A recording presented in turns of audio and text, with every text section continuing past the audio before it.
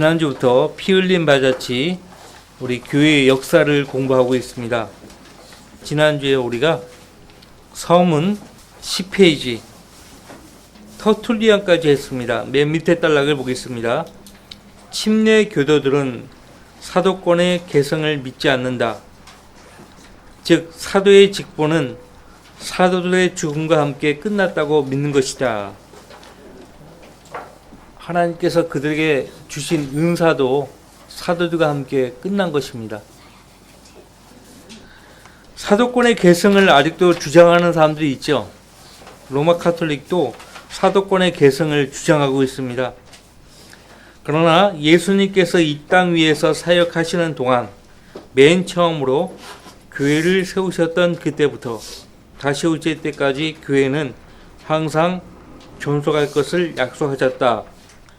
여러분들 바로 서문 11페이지 마태복음 16장 18절 말씀 보시면 이 반석 위에 내가 나의 교회를 세우리니 지옥의 문들이 그것을 이기지 못하리라. 주님께서 주님의 교회를 세우시는데 인간 베드로 위에서 세우시겠냐고요. 응? 인간 베드로 위에서 세우실 리가 없죠. 이 말씀을 하시기 훨씬 전에 마태복음 7장에서 두 가지 종류의 집을 말씀하셨습니다.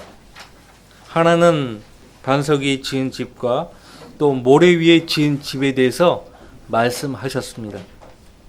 자신의 교회를 반석 위에 세우시는 것은 너무나 당연한 것이고요. 이 반석은 우리가 흔히 생각하는, 우리가 흔히 보는 큰 바위가 아닙니다. 예수 그리스도 자신을 두고 하시는 말씀이에요. 사도 바울과 베드로도 그 반석이 예수 그리스도시라고 그들의 서신에서 밝혔습니다. 바울 사도는 고린도전서 3장에서 밝혔고 사도 베드로는 베드로전서 2장에서 밝혔습니다. 찾아보지 않아도 아시겠죠. 자, 교회는 언제 시작되었습니까?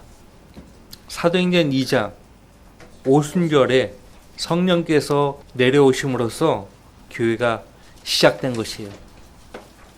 그때까지 주님의 교회는 아직 세워지지 않았습니다.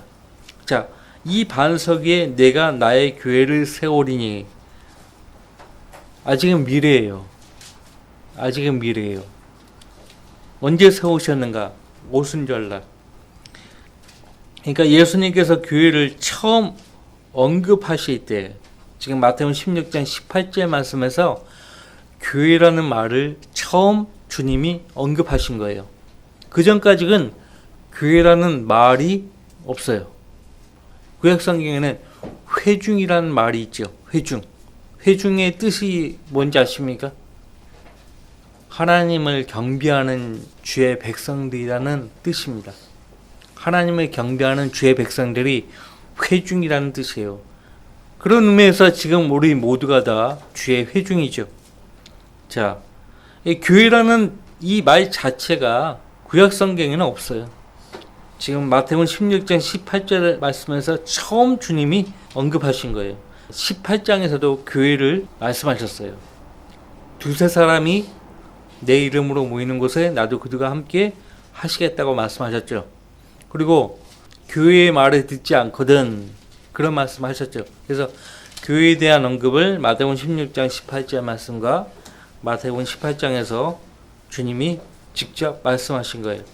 그래서 예수님이 교회를 처음 언급하실 때 교회의 뿌리는 예수님께 있었어요.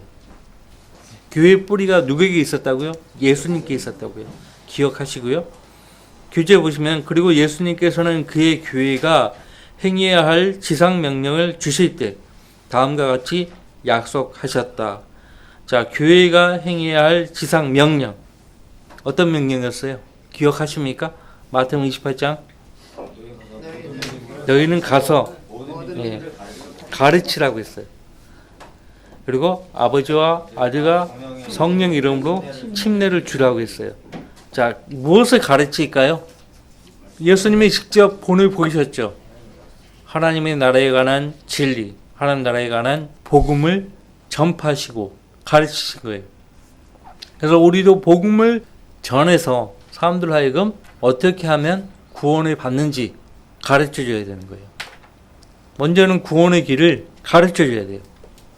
구원받은 사람들을 아버지와 아들과 성령 이름으로 침례를 줘야 합니다. 자, 그러면 그 지상 명령을 신실하게 수행하는 자신의 교회를 어떻게 하시겠다고 말씀하시는가? 마태복음 28장 20절에 보라, 내가 세상 끝까지 너희와 항상 함께 있으리라. 그러면 세상이 아직 끝나지 않은 상태인데 주님이 항상 함께 있는 교회는 어느 교회냐 이거예요. 우리가 이제 그것을 이 시간을 통해서 살펴보는 것이에요. 내가 속한 교회가 하나님이 세우신 교회냐 이거예요. 그러니까 순수한 목적으로 교회가 세워져야 돼요. 근데 오늘날 거의 대부분의 교회가요, 순수한 목적이 아니에요. 순수한 목적에 의해서 세워진 교회가 아니란 말이에요. 나름대로 순수한 목적으로 세워졌다고 주장하지만은 사실 깊이 들여다보면 순수한 목적이 아니에요. 럭커 목사님 교회도요, 럭커 목사님이 너무 싫으니까 나간 거예요. 나가면 멀리 가면 좋을 텐데 코앞에다가 교회를 세우는 거예요. 길 건너에다가 보란 듯이. 이게 인간입니다. 교재에 보시면 이 사명은 사도들에게만 개인적으로 주신 것이 아니라 그들과 그들 교회의 모든 성도들에게 주신 것이다. 자, 그러면 오늘날 로마 카톨릭이 주님이 세우신 그 본래의 모습을 그대로 한, 그 본래의 모습을 잃지 않은 원형 그대로의 어머니 교회다라고 주장하는데, 그러면 주님이 분부하신 대로 그 지상 명령을 신실하게 수행하느냐 이거예요. 가르치느냐 이거예요. 뭘 가르쳐요? 복음을 가르쳐요? 아니에요. 침례를 주라고 했어요. 아버지와 아들과 성령 이름으로. 침례도 아니에요. 세례예요. 세례가 뭔지 아세요? 죄를 씻는 의식이에요. 어떤 의식을 통해서 죄를 씻는다는 거예요. 신약성경 그 어디에 그런 말이 나오나요? 죄는 오로지 예수 그리스도의 피로만 씻겨지는 거예요. 그렇죠? 예수님께서 이 사명을 주시고 난 후 그분의 그 말씀을 들었던 사도들과 다른 사람들은 모두 죽었다. 그렇죠? 그렇지만 그분의 교회는 구령하고 그들에게 침례를 베풀었으며 주께서 예루살렘 교회에 분부하신 그 진리를 가르치면서 여러 세대를 통하여 건재해 왔다. 자, 최초의 교회가 예루살렘 교회죠.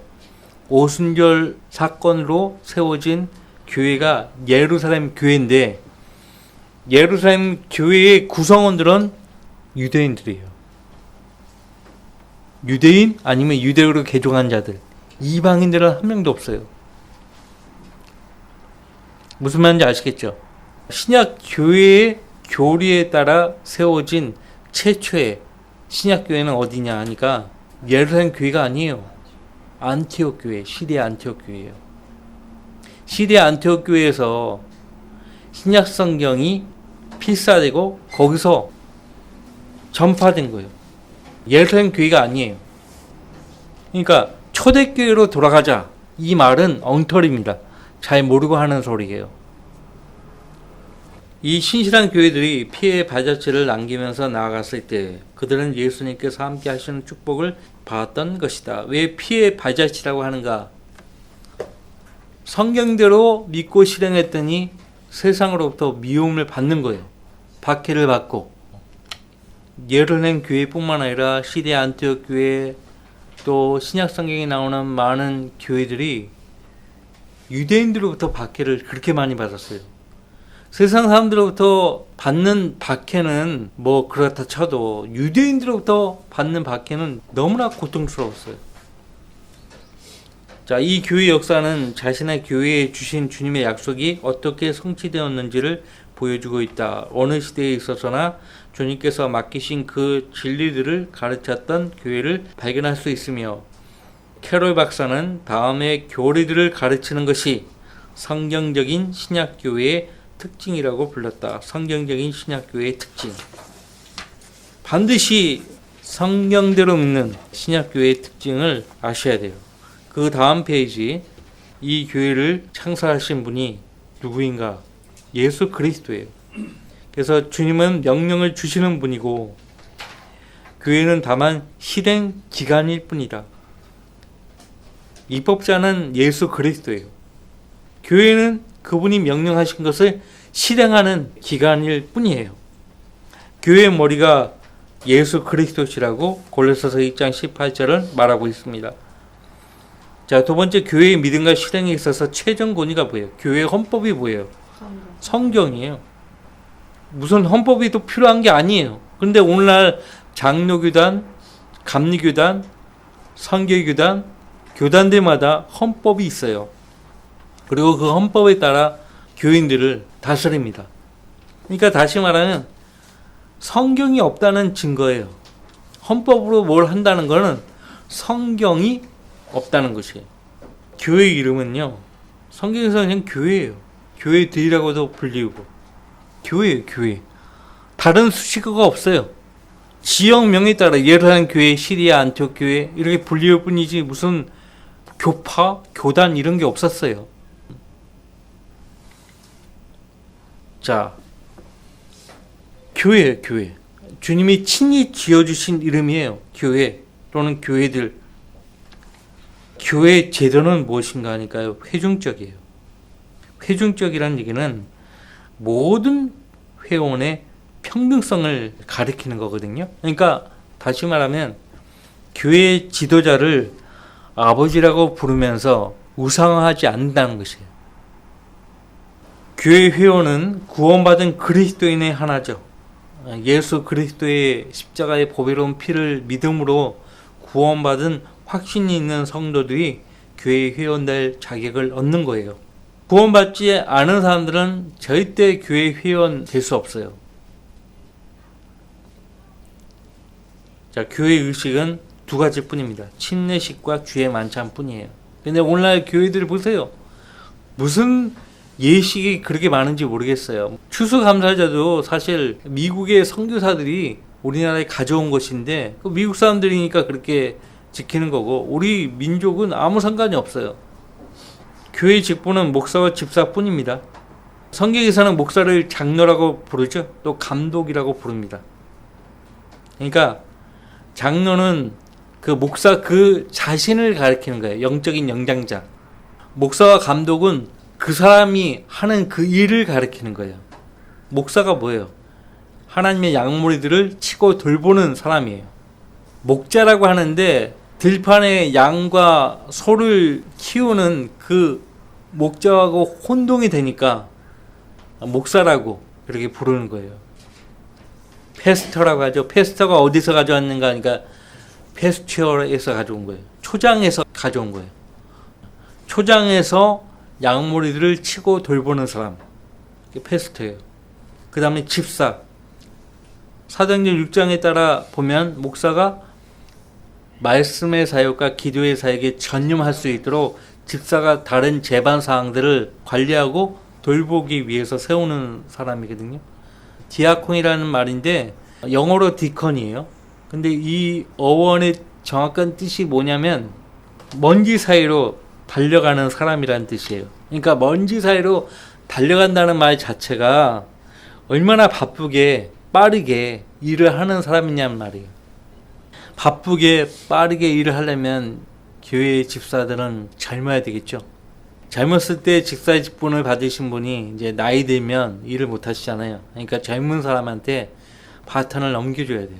더 이상 일 못 해요. 자, 목사와 집사는요, 다른 거 없어요. 그를 목사와 집사로 세우신 교회의 머리신 예수 그리스도와 성도들을 섬기라고 세우신 사람들이에요. 그 이상도 그 이하도 아니에요. 주님과 성도들을 섬기라고 목사와 집사로 불러 세우신 거예요. 자, 목사와 집사의 자격 요건은요, 디모데전서 3장에 따르면 둘 다 자격 요건이 같아요. 그리고 둘 다 한 아내의 남편이어야 한다라고 되어 있어요. 한 아내의 남편이어야 한다. 못을 받고 있어요. 여성은 목사가 되면 안 돼요. 집사도 못 돼요. 그건 자기 여건이 못 되는 거예요. 근데 오늘날 많은 교회들이 위반하고 있죠. 이게 지금 디모데 전후서 디도서는 목회 서신이에요. 목회자를 대상으로 개인적으로 써보낸 서신인데 지금 오늘날 교회들은 목회 서신조차도 위반하고 있어요. 자격이 없어요. 교회의 사명은 무엇이냐? 사람들에게 복음을 전파해서 그들로 지옥의 저주에서 구원받게 하는 것이고요. 그 다음에 그들에게 침례를 베풀며 그들을 가르치는 거예요. 내가 너에게 명령한 모든 것을 가르쳐 지키게 하라 이거예요. 가르쳐 지키게 하라. 성경대로 복음을 전파하는 것, 이것도 지키는 거예요. 우리가 순수하게 성경대로 복음을 전하면 그 복음을 듣고 구원받은 사람들이 고스란히 그 복음을 다른 사람들에게 옮겨서 전파하는 거예요. 그래서 우리에게까지 온 거죠. 그죠? 자, 세례가 아니에요. 물을 뿌리는 세례가 아닙니다.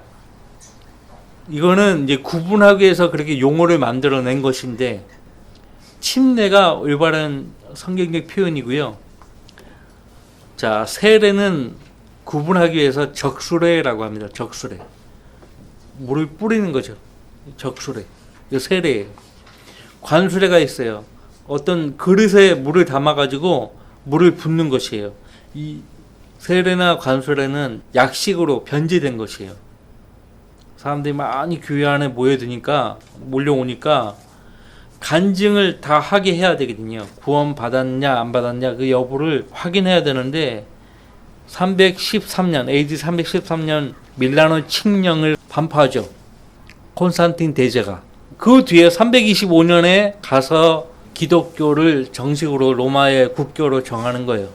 313년 밀라노 칙령은요, 그동안 박해받았던 지하에 숨어 있었던 그리스도인들에게 우리가 더 이상 박해하지 않겠다.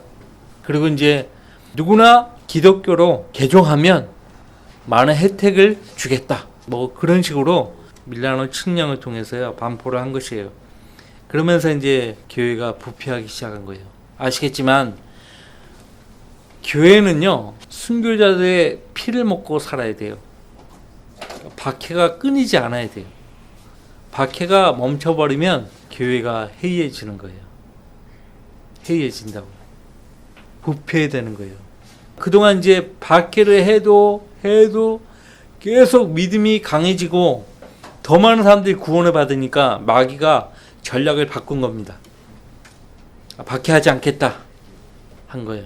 마귀가 똑똑해요. 그죠? 그래가지고 그대로 어중이 떠중이 사람들이 마구 몰려 들어온 거예요. 그러니까 막 구원 여부도 확인 안 하고 예수님 믿겠다 하니까 이제 세례 주고 뭐 그런 식으로 한 거죠. 그래서 이제 세례라는 것이 그 전에 이제 잘못된 타락한 교부들의 입에서 그런 말들이 튀어나왔어요. 세례를 통해서 거듭난다 이런 말들이. 자, 침수례가 있어요. 적수례, 관수례, 침수례. 근데 이것은 구분하기 위해서 그렇게 용어를 만들어낸 것뿐이지 침례가 정확한 표현입니다. 교회의 재정 정책은 무엇이냐? 이와 같이 주께서도 복음을 전하는 사람들은 복음으로 살아야 한다고 명령하셨느니라. 고린도서 9장을 잘 살펴보시면 바울 사도가 왜 이 말을 하고 있는지 그 이유를 알게 될 거예요. 그러니까 무슨 말이냐면 교회는 복음을 전파하는 사역자들을 돌봐야 한다는 거죠. 그러니까 교회의 재정의 대부분은 복음을 전파하는 그 사역에 쓰여져야 돼요. 복음을 전파하는 그 사람이 먹고 살도록 도와줘야 되고 하는 거예요. 10번째, 교회의 전쟁 무기는 영적인 것이고 육신적인 것이 아니라고 사도 바울이 고린도서 10장 4절 우리의 무기는 육신적인 것이 아니라고 했어요. 에베소서 6장은 하나님의 전신 갑옷을 입으라고 했죠. 그리스도인이 갖춰야 될 완전 무장에 대해서 에베소서 6장은 다루고 있습니다. 영적인 것이에요. 근데 로마 카톨릭의 역사를 보세요. 육신적으로 하잖아요. 십자가는 전쟁. 육신적으로 하잖아요. 자, 교회는 국가와 분리해야 됩니다. 예수님이 마태복음 22장 21절 말씀에서 가이사의 것은 가이사에게, 하나님의 것은 하나님에게 바치라고 했어요. 그걸 통해서 교회와 국가의 분립을 말씀하신 거예요. 그러니까 교회는 국가에, 국가는 교회에 서로 간섭을 해서는 안 됩니다. 그러니까 교회는 엄연히 따지면 치의 법권 지역이에요. 근데 그것을 카톨릭이 써먹고 있어요. 막 데모하는 학생이 명동성당에 기어 들어가면 경찰이 공권력을 발휘하지를 못해요. 못 들어가요, 성당 안에. 취해 법권 지역이라. 사실 성경대로 있는 교회도 취해 법권 지역이에요. 그걸 아셔야 돼요. 근데 예수님이 마태복음 18장에서 교회의 말도 듣지 않으면 그 사람을 어떻게 대하라고 말씀하셨어요? 세리와 이교도, 세리와 이교도들처럼 대하라고 했어요. 그 말은 뭐예요? 구원받지 않은 사람으로 간주하라 이거예요. 그 사람이 아무리 나는 예수님 피를 믿음으로 구원받았습니다 간증이 확실해도 주님 피로 하신 주님의 교회를 더럽히고 대적하는 죄를 범했으면은 그 죄를 인정하지 않고 있어. 그러면 그 사람을 구원받지 않은 사람으로 간주하라 이거예요. 다시 말하면 내쫓아버리라 이거예요. 교회에서. 자, 그 규제 보시면 어느 도시에서나 서로 다른 많은 교회들이 있는데 제각기 참된 교회라고 주장한다. 캐롤 박사는 이런 교회들의 특징과 교리들을 살펴서 어느 교회가 위에서 예의가한 특징과 교리를 가지고 있는지를 발견하였다. 하나님께서 말씀을 통해 가르쳐 주신 이러한 특징과 교리를 가지고 있는 교회야말로 참된 교회인 것이다. 그런데 캐롤 박사님이요, 이렇게 모든 시대의 교회들을 고찰해 보면서 이러한 특징과 교리에서 벗어난 수많은 교회들을 발견했다라고 말씀하고 있어요. 카톨릭을 위시했어요. 오늘날 개신교회들이 이런 특징들을 잃어버린 거예요. 교리에서 벗어나 버린 거예요. 자, 지난주에 제가 인쇄물을 여러분에게 나눠 드렸는데 다시 한번 보십시다. 그 3페이지를 보세요. 지금 시간이 많이 지나가고 있어서 빨리 읽겠습니다. 3페이지 참된 신약 지역교회의 특징이라고 되어 있죠. 자, 우리 피일린 바이저치에서는 11가지로 구분을 했는데 세분화해서요 보도록 하죠. 하나님께서 승인하시고 인정하신 신약 지역교회는 구체적으로 어떤 특징을 갖고 있고 또 어떤 이들을 수행해야 하는가. 첫째, 그리스도인들을 위한 교리로 바울의 계시를 마태복음, 사도행전, 히브리서보다 우선적인 기준으로 여긴다. 그런데 분명히 마태복음, 사도행전, 히브리서와 야고보서를 보면 바울 서신 비교를 해보시면 많이 틀린 것을 알 수가 있죠. 그래서 바울 서신들은 하나님께서 교회를 위해서 바울에게 계시로 알려주신 그 교리들이 그대로 묻어나 있기 때문에 그대로 지키면 되는 거예요. 교회 시대의 성도들을 위한 교리서로 주어졌어요. 두 번째, 성경을 거부하는 교회나 자칭 그리스도인들과는 어떤 연계도 갖지 않는다. 교제도 하지 않는다는 거예요. 성경을 거부하는 세상 또는 비성경적인 것들과는 절대로 타협하지 않으며 도덕적인 성배뿐만 아니라 세상을 위한 사역은 절대로 하지 않는다. 왜냐하면 교회는 이 세상에 속한 사람들이 아니기 때문이다. 이 원칙을 오늘날 많은 교회들이 버렸습니다. 오늘날 복음을 잘 전하고 복음에 충실하다고 그 자찬하는 그런 침례 교회들도 이 두 번째 사항을 지키지 않아요. 연예인들을 불러다가 간증 집회하지 않나. 성서침례교회예요. 가끔 가다가 이제 불광동 성서침례교회를 지나가요. 그거 보면 깜짝 놀라요. 연예인 간증 집회라고 써 있어. 왜 저렇게 변제되었나? 물론 연예인들 가운데 뭐 구원받은 사람들 있겠지. 뭐 구원받은 사람들 간증 집회 뭐 하겠지만은 이 연예인들은 목적이 뭘까요? 연예인 하는 목적이 뭐예요? 세상 사람들을 기쁘게 하는 직업이에요, 사실. 우리 구원받은 그리스도인들은 사람들을 기쁘게 하는 그런 사람들이 아니에요. 하나님을 기쁘시게 하는 하나님의 종들이죠. 그래서 세상을 위한 사역을 절대로 하지 않아요. 절대로 하지 않습니다. 세 번째, 세상 모임에서는 절대로 찾아볼 수 없는 소망, 곧 그리스도의 재림과 천년왕국에 대한 열망과 갈급함이 있다. 그렇죠? 넷째, 과학과 교육은 성경에 위배되지 않는 한 어느 정도 용인하지만 그 효용성을 인정합니다. 그러나 세상에서 이루어지는 과학과 교육 그 자체에 대해서는 어떤 신뢰도 두지 않는다. 비속하고 허황된 말장난과 거짓되이 일컬어지는 과학의 반론은 피하라. 다섯째, 성경의 능력과 권위를 신뢰하는 절대적이고 불변하는 신념이 있다. 성경만이 믿음과 실행의 최종 권위이며 모든 문제들을 판단하는 재판관이자 잣대이다. 성경이 재판관이고 잣대예요. 잣대가 틀리면 안 되겠죠. 재판관이 틀리면 안 되겠죠. 그죠? 그런 의미에서 성경이 절대권이고 최종권이에요.